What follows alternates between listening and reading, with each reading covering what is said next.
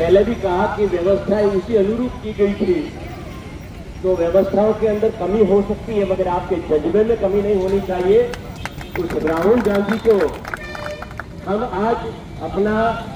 तन मन और धन का समर्थन देने के लिए यहाँ पर आए हैं। अगर वो पैदल नाप सकते हिंदुस्तान को,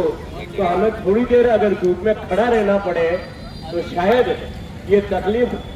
आपको होनी नहीं चाहिए। अगर धूप में बैठे भी हैं तो मैं आपको धन्यवाद दे सकता हूँ, मगर आज जिस जज्बे के साथ आप लोग आए हैं, मैं जिला कांग्रेस कमेटी की ओर से आपका स्वागत करता हूँ, अभिनंदन करता हूँ। हमारे बीच में हमारे नेता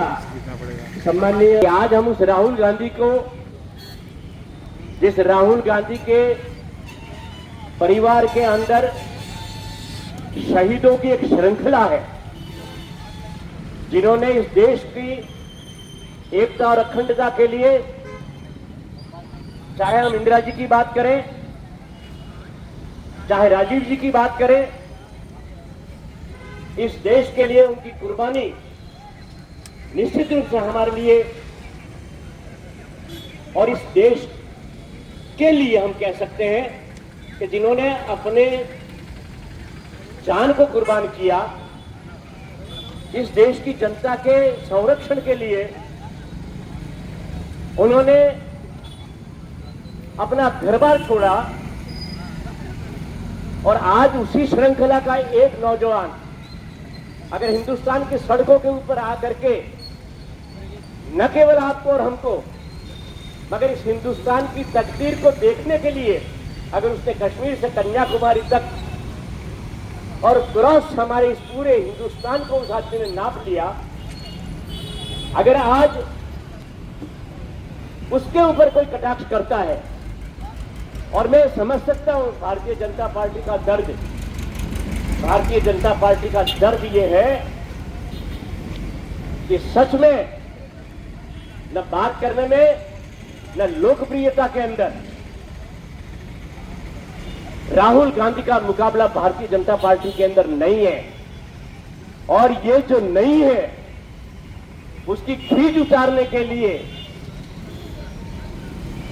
अरे शर्म आनी चाहिए। हम जिस हिंदुस्तान के अंदर जी रहे हैं, जिसने लोकतंत्र को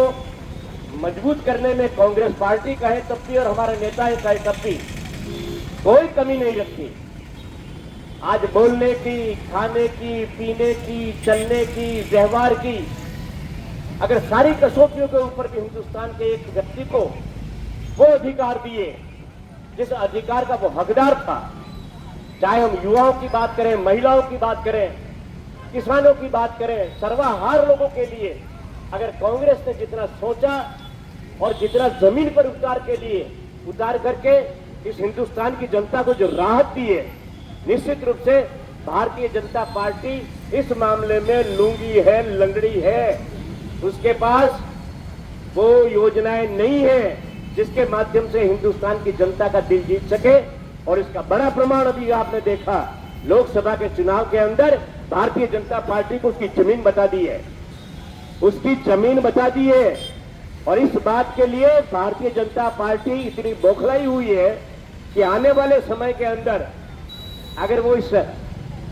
चुनाव के नक्शे के ऊपर से, और अभी दूसरी परीक्षा है, महाराष्ट्र का रिजल्ट आने दो, हरियाणा का रिजल्ट आने दो, आप और हम देखने वाले